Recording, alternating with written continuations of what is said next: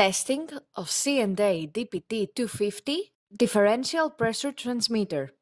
For testing, we add some pressurized air as power supply and as input signal. By manipulating the input signal, we can see the output of the transmitter on the water columns.